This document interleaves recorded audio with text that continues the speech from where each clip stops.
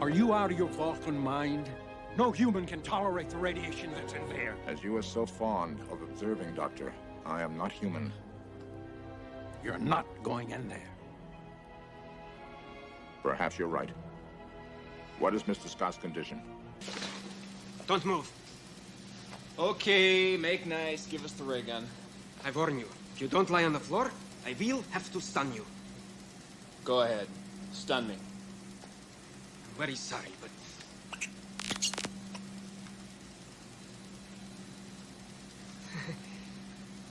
Must be the radiation.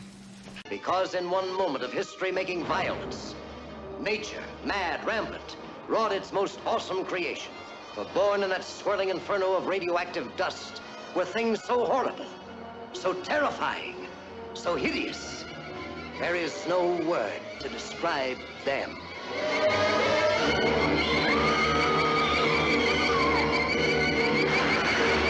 We may be witnesses to a biblical prophecy come true. Of course, its tremendous electric charge is what projects the radiation. That's what makes a creature so deadly. Well, have you any concrete suggestions? Yes. First, block off the Thames. The topic today is going to be radioactive half-life. Now, this is a small facet of actually nuclear energy, which we can spend an entire lifetime talking about. And nuclear energy is very important. It's one of the ways we actually get energy for our country. And it also gets a bad rap because it's dangerous, it involves mining, and it has some very unpleasant waste byproducts after the fuel is spent. And oh yeah, there's this guy.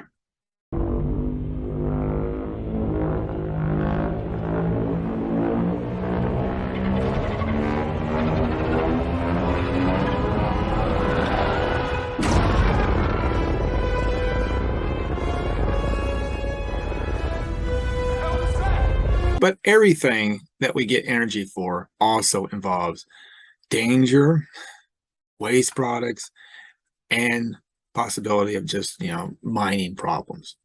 Short of muscle power by eating a bowl of Wheaties, which, come to think about it, the Wheaties had to be made somewhere. Some farmer had to make them. That had to involve fossil fuels.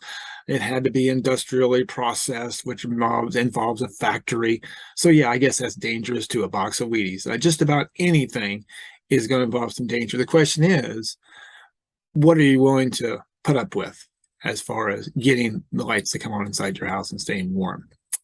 So nuclear energy, talking about radioactive half-life. Now, when it comes to half-life, we're talking about a nucleus splintering apart.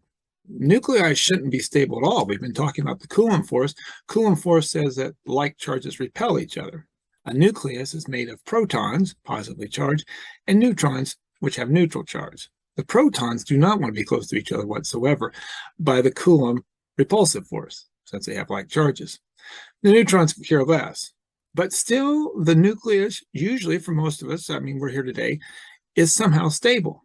And I may have mentioned in other classes, this hints at other forces at hand inside the nucleus. Believe it or not, protons actually attract each other with other types of forces. You might think, gravitational force. You would be right, but it's a very small force. Coulomb force easily overwhelms that. I'm talking about other forces which we haven't discussed. We don't have time to discuss in this class. Look up the nuclear strong force.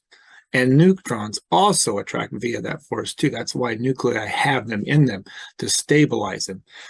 When it comes to radioactive nuclei, they don't quite have enough stability inside the nucleus. They're held together basically by bonds. We can think of it like tape. So we have two protons here. And we have a piece of Scotch tape. And we put the protons together on the tape. And they're staying together, but a little bit of energy, just a little bit of wiggling, and they fall off. This nucleus isn't well made. Now, I have to illustrate with exactly the same two protons, so this would be a different nucleus, but not with two protons. It'd be maybe 3 or 4 protons, and there'd be some neutrons in there. So don't think it's the same type of nucleus, but in this nucleus, just a part of it, we have stronger bonds. We have duct tape. You can't beat duct tape. This thing here, can keep your car together in grad school, which I think mine actually did use duct tape. And so, see, I mean, I can work a lot harder. Of course, eventually they do fall off, and that's the nature of nuclear decay. Either you're stable and you'll never come apart, such as most of the atoms and nucleus inside us right now. And other ones are held together, some more stronger than others. Some of them will decay faster than others. We'd like to study this process. One way to discuss quantitatively how unstable a nucleus is to talk about its half-life. Half-life is the amount of time it takes for half of the material to decay into something else. It may decay into something radioactive, or it may decay into something stable. That's not important. All we're worried about is how long it takes for half of the material to decay once you start studying it. So at T equals 0, we'll start with N-naught radioactive nuclei present. After one half-life has passed, we're left with 1/2 of the original radioactive material, 1/2 N-naught. After 2 half-lives, we have 1/2 of 1/2, being 1/4 N-naught is left. After 3 half-lives, we have 1/2 times 1/2 times 1/2, that's 1/8 of N-naught is still present. After 4 half-lives, we have half of 1/8, which is 1/16 of N-naught is still remaining. And finally, for the illustration, after 5 half-lives, we have 1/32 of N-naught left. Now, depending upon how strong the tape is, determines how long the half-life is. For nuclei which are unstable and have very weak bonds, very weak tape, their half-lives are very short, fractions of a second. Matter of fact, just weekly perusing through the sheets, we're talking like 10 to the negative 20th of a second. It's there and it's gone. A snap of a finger is way, way too long. So those are very weak, held together nuclei, which break apart very quickly. Other things are held with stronger tape, but nonetheless, they will eventually break apart. They may have half-lives of billions of years. Uranium's a good example, uranium-238. It's been decaying ever since the Earth was formed. And even though it's rare, we still have some of it left. We probably formed with some neptunium. It's the element after uranium. And you might think, well, that's not a naturally occurring element. Probably it was when the Earth originally formed, but its half-life is shorter than way shorter than the age of the Earth. So many, many half-lives have gone by, and therefore all that neptunium is gone. Now, that's not to say there's a few nuclei still hanging around out there, but good luck trying to find them because so many half-lives have gone by. The concept of half-life is actually very, very important to certain aspects of science. Probably everybody's heard of carbon dating.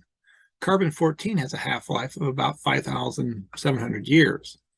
And despite what you might think, if you haven't ever discussed it before, you're actually made of a little radioactive carbon-14. Now, this didn't come from a nuclear bomb or a 3 Mile Island that leaked a little radioactive steam. This is naturally occurring radioactive material. Bananas contain radioactive potassium. An isotope of it is naturally occurring and radioactive. It's a very small amount. I'm not saying don't eat bananas. You have to eat them. It's a good source of potassium, but there is a very small, minute amount of radioactive material in it. I don't know what's the radioactive material in Brazil nuts, but they too have a little radioactive material. Just about everything has radioactive material. Matter of fact, I would say everything has. You'd have to go out of your way to actually manufacture, to purify it, to get rid of the radioactive isotopes. Most nuclei are stable, but there's always a few isotopes which are not. But back to carbon dating. That's how carbon-14 dating works. You're breathing in carbon-14 now, just a little bit, a very, very minute amount of it. And when it gets inside the body, it can decay. It goes into, I think, nitrogen-14. I think that's how it decays. And then it's stable.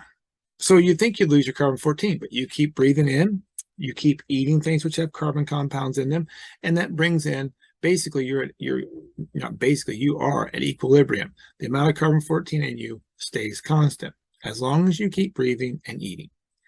Of course, once we die, we stop those things. And so the carbon-14 in us continues to decay away, but it's no longer getting replenished. If you can come back and you find some bones on the ground and you can compare the amount of carbon-14 in me, I'm still alive right now, to the amount of carbon-14 in maybe bones, like I said, or some kind of wood, maybe around a campfire, an ancient campfire. And you want to say, well, when did this person die? When did this animal die? When was the fire made? in this, what the embers of this wood is, you can compare the amount of carbon-14 in that to me. And let's say I have 1,000 carbon-14 nuclei in me. That's not true. I've got a lot more than that, but let's say I did.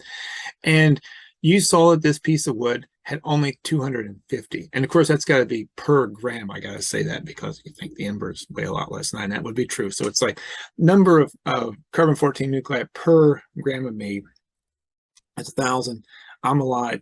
And the ones in the wood are 250. Well, that's 1/4 or half of the original material has decayed out. So, or I should say decay, is remaining. So 2 half-lives have gone by. That wood was burned over 10,000 years ago. Or if it was a bone, that animal died 10,000 years ago. And that's very important for archaeologists to be able to determine that. I mean, how else are you going to say it? When someone dies, 20,000 years ago, they don't write, today I'm dying on this date. But we can figure that out. Matter of fact, you can say that's pretty smart. Yes, it's very smart. It's Nobel Prize smart. That's the person who, I forgot who actually did that, but back in the 60s, I believe they got the Nobel Prize for the discovery they made a couple of decades earlier. So radioactive carbonate, extremely important. And we use more than just that, but that's just one of the aspects of it. So let's talk about how half-life actually works. For one thing, it's a coin toss. Nuclei don't pick numbers. They don't get together and figure out who's going to decay. It's literally like a coin toss. You're flipping a coin. And when it comes to nuclear decay, we have to be talking about a large quantity of material. We can't be talking about 5 uranium nuclear, or if you want to call them atoms, that's fine as well. We're talking about gazillions of these things. The coin flipping is a good analogy because we all know flipping a coin is a 50-50 shot. It's going to land on the heads. But we also equally know that if I flip a coin, I might come up with 3 heads in a row. And we're not astounded by that. We just said, well, you know what? It's a very small sample. And if I were to flip that coin 3 million times, probably 1.5 million would be heads, 1.5 million would be tails, give or take a little bit. So for large numbers, the 50-50 ratio is maintained. Small number sample sizes, it easily can be broken. Same way with nuclear decay. We're talking about large amounts of this quantity of this material, and in a way, they flip coins. If you sit and look at one specific uranium atom, it may stay uranium for the entire lifetime of the universe, or it may change within half a second. It's all statistical. And that's how half-life works. It's based on large numbers, not 1 or 2, but many, many. For the examples, we may only deal with a small number, but remember, it has to be large numbers in reality. All right, so let's talk about the equation which demonstrates radioactive half-life. So here's our equation. It's an exponential equation, and we need to talk about the terms. Ins and naught is the amount of material present at t equals 0. Generally, this could be the number of radioactive nuclei you have. Ins of t is the number of radioactive nuclei you have left remaining after time t has passed, or of course t equals time, generally measured against t equals 0 when n naught was measured. And lambda is a thing called the decay constant for a particular type of radioactive nucleus you're talking about. And it's related to the half-life by lambda equal natural log 2 log over the half-life, which is approximately 0.693 over the half-life. Of course, when it comes to radioactive material, we would like waste material from that, if it's radioactive, to actually have a small half-life. So we don't have to store it for a very long period of time before it becomes safe, or at least some kind of stable nucleus where we don't have to worry about the radioactive properties, that we can store it somewhere like any other non-radioactive material. This is the problem we face when it comes to a common health risk problem of radon gas. Radon gas is a radioactive material which comes from natural decay of uranium. You have uranium, even though very, very small amounts, all around us, especially in the soil, of course, in the basement walls of your house. And what happens is it decays, that uranium decays from one radioactive isotope to another, trying to get down to lead. Those are all solids, so it will stay in the earth. And there's a very slight chance that when it decays, the particle which comes off could actually interact with your DNA and cause problems. But it's extremely, not even worth discussing. What is worth discussing is during this decay chain, one of the isotopes that this will eventually decay into is radon. Radon is a noble gas. and the big key word is gas. So it will leach out of the ground and of your basement walls, and it can fill low-lying areas like that. It won't react with you. That's good. But the bad thing is, when it's a gas, you can breathe it in. And there's where the problem begins, because if it gets in your lungs and stays there, it's radioactive, which what will happen eventually is it will decay.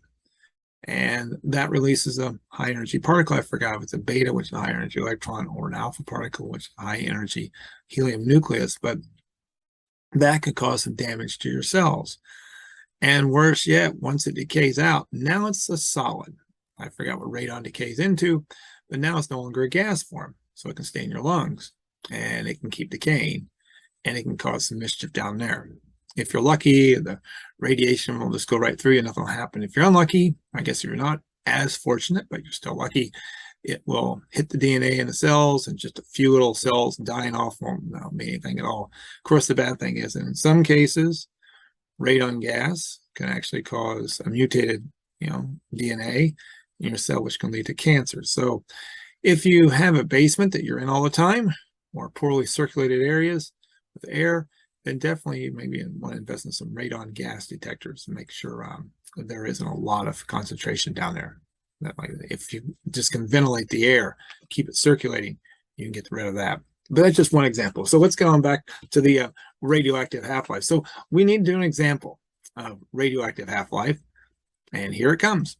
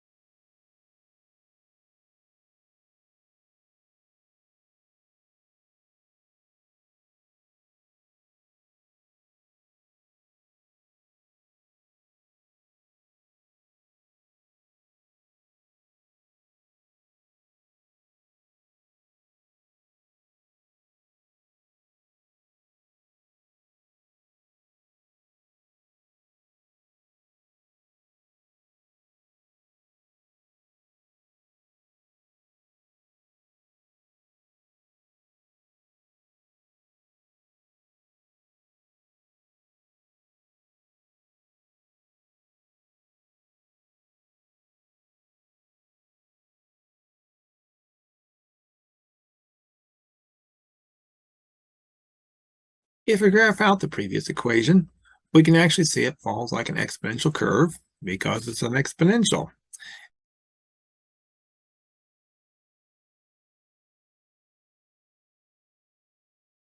And we can see after one half-life, we've lost half our material. 2 half-lives, we're down to 1/4 of the original material is left.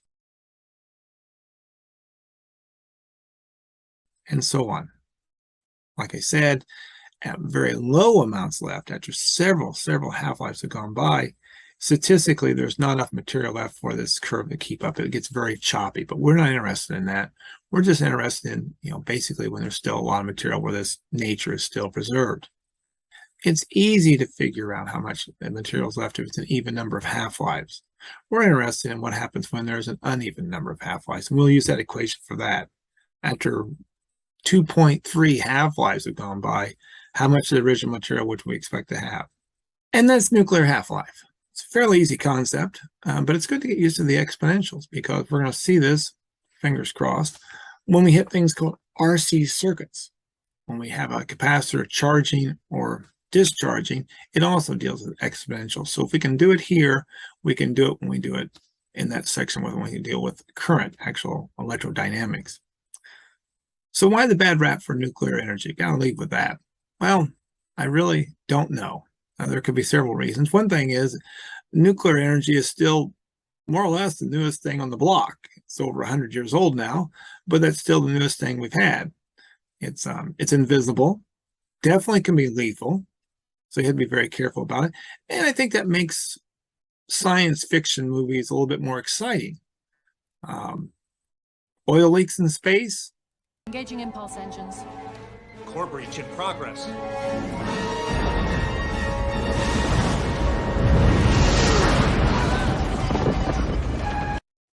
A DeLorean car, which burns wood? Unfortunately, no. It requires something with a little more kick. Plutonium. Plutonium. Wait a minute. Are you telling me that this sucker is nuclear? Hey, keep rolling there. No. This sucker's electrical. But I need a nuclear reaction to generate the 1.21 gigawatts of electricity I need. Doc, you don't just walk into a store and buy plutonium. Did you rip that off? Of course. From a group of Libyan nationalists. They wanted me to build them a bomb. So I took their plutonium and in turn gave them a shiny bomb casing full of used pinball machine parts. Not so exciting. But nuclear, that gets the imagination going. Now, if I remember my training correctly, one of the lessons was titled, "Don't dig up the big box of plutonium, Mark." I get it, RTGs are good for spacecraft, but if they rupture around humans, no more humans. Which is why we buried it when we arrived. And planted that flag so we would never be stupid enough to accidentally go near it again. But, as long as I don't break it. I almost just said everything will be fine out loud. Look, the point is, I'm not cold anymore. And sure, I could choose to think about the fact that I'm warm because I have a decaying radioactive isotope riding right behind me, but right now I got bigger problems on my hands. Throw in some unfortunate disasters. There has been a nuclear accident in the Soviet Union, and the Soviets have admitted that it happened. And then some close mishaps. It was the first step in a nuclear nightmare. As far as we know at this hour, no worse than that. But a government official said that a breakdown in an atomic power plant in Pennsylvania today is probably the worst nuclear reactor accident to date. And that really gets the public's attention. Stop the madness! No Cassini! Stop the madness! No Cassini! Maybe there's just a little bit of no Cassini. This is Korean, Mike. This is Korean Kurtz. Oh, God bless you. But remember, just about any fuel source has their problems. Exxon Valdez, a tremendous oil disaster. After the Exxon Valdez ran aground, Exxon spent $3.8 billion on cleanup. But the crews only scratched the surface. If you just let the water stand for even just a minute, then the oil blobs will start to show. Still there 21 years after the spill. My own hometown area had an electrical power plant, non-nuclear, explode.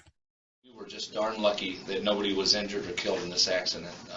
This is a magnitude that probably none of us are going to realize the real expense for quite some time. It's unbelievable. On any other given day, had it been 7 in the morning to 3 in the afternoon, there probably could have been 20 people that would have either been injured or killed. But no one was hurt. The pieces were picked up, and the power plant was repaired. Nuclear energy power plants, I must admit, if they have an explosion in the reactor, like at Chernobyl, that can lead to a lot of problems. But with proper safeguards, nothing like that's ever happened here in the United States. Even Japan's disaster took a tsunami, and poor engineering planning, in hindsight,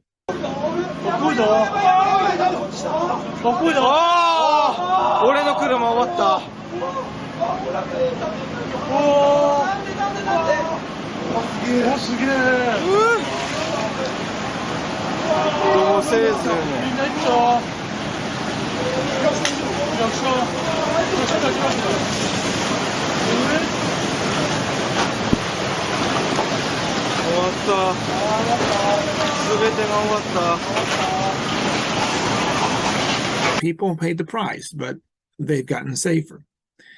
If you want your lights to come on, we need power. The United States is the Saudi Arabia of uranium. So we do have a big supply here. Is it something we should do in the long run? I don't know. I hope not. Short term, yes. It definitely is a viable source. It has no greenhouse gases. The waste is small in amounts. You can just concentrate it and you have to store it. And the key word is you have to store it safely. And that is a very big problem still today. But these are also this type of nuclear energy is called fission. It's when the nucleus splits apart and energy is released. There's another type of nuclear energy, which I think the public, unfortunately, lumps them together. And so therefore, since you have movies which portray nuclear power or nuclear radiation being able to do this,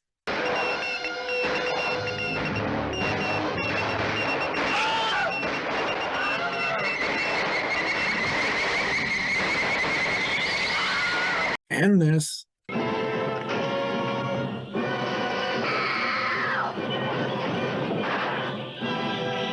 And maybe this. Godzilla, king of the monsters. Then they become scared of it.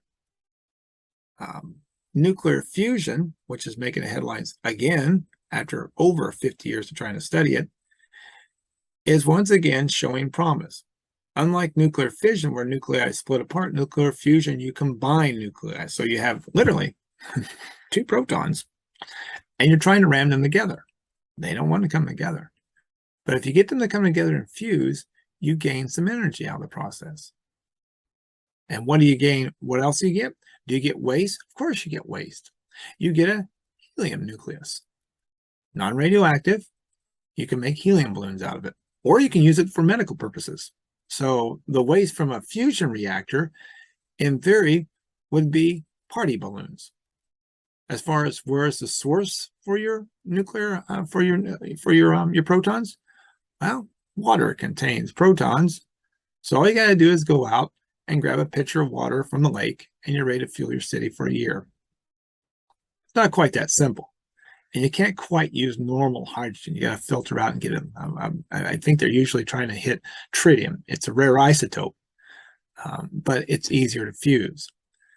So, but nonetheless, Mother Nature's given us a gazillions and gazillions of gallons of it. You literally don't have to go out mining. You just dip your cup in the lake. You have to filter out the good stuff, and then you're ready to rock and roll. So and that would be the cool thing too, because every country with access to water would have access to energy. Think about that. What would that mean if we didn't have to fight over energy? What can I get you? Blueberry pie and Pepsi. Good song. Great song.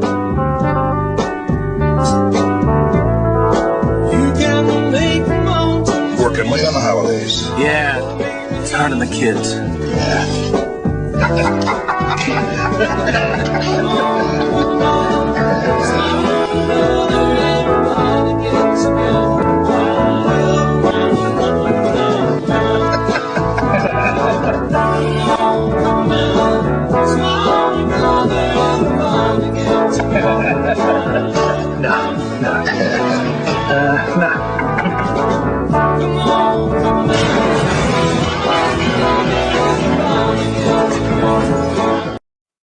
So fission is what we talked about today, and it's where we're at today as far as nuclear energy goes. Fusion is where we want to be at tomorrow. And to show you one last line, which you can now cut me off, I'm done. But one last story to tell you how the public reacts to radiation. When I was a grad student way back in the 90s at Argonne National Lab, they were trying to get a new facility to study radioactive beams. We only can make beam lines that smash atoms together and break them apart of stable elements. We could do a few radioactive ones, but not many, because their half-life were too short for us to manufacture them, bring them into the lab, put them in the beam line, and make a beam out of them. To make these new, next generation, accelerators, they want to have the ability to, at the point of the beam was being made, to actually make radioactive ion beams. So there was a big competition in the United States. Who was going to get this facility? And Argonne was up for it. So Argonne came up with, for their initiative, to try to get the representatives of Congress to vote for them, the Radioactive Ion Beam Facility, or RIB for short, RIB. They had logos. They made plans. It was on all their papers and reports and proposals to get Congress to give them this multi-million-dollar state-of-the-art leader for generations to come facility. But they had a problem. They used the word radioactive. A lot of Congress people didn't like the word radioactive because we all know about this guy. That's my secret, Captain. I'm always angry.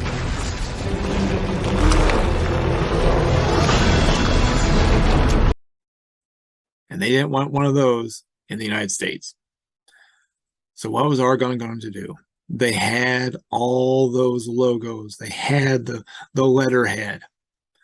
And then somebody, a very, very smart scientist and a good PR person, realized, you know what? Radioactive materials are very rare.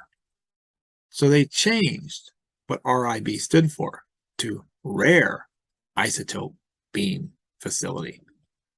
And Congress liked that. Rare sounds like gold. It's safe, I guess. We need to fund this. At the end, Argonne didn't get it. The RIB facility was built in Michigan State. It took 13 years to design and build, cost close to $1 billion in federal and state money. And when experiments begin at the Facility for Rare Isotope Beams later this month, it will help scientists unlock fundamental questions. But Congress was still fooled nonetheless, because we took out the word radioactive and we substituted in rare. And these are the people running the country today. You can't fool all the people all the time. I think you can fool Congress most of the time. I shouldn't put that online, but I probably will anyway. So that's the story of radioactive half-life. Pretty simple concept. We'll practice it in class and we'll move on from there. Until next time, take it easy. You know, it's just occurred to me we really haven't had a completely successful test of this equipment. I blame myself. So do I. No sense worrying about it now. Why worry? Each of us is wearing an unlicensed nuclear accelerator on his back. Yep. Let's get ready. Switch me on.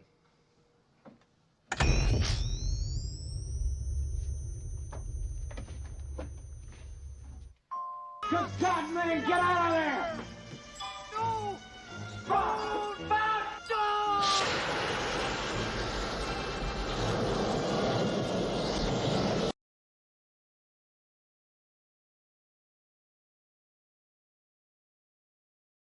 We're talking about nuclear energy and how products such as the topic generate energy for their electrical needs and power needs.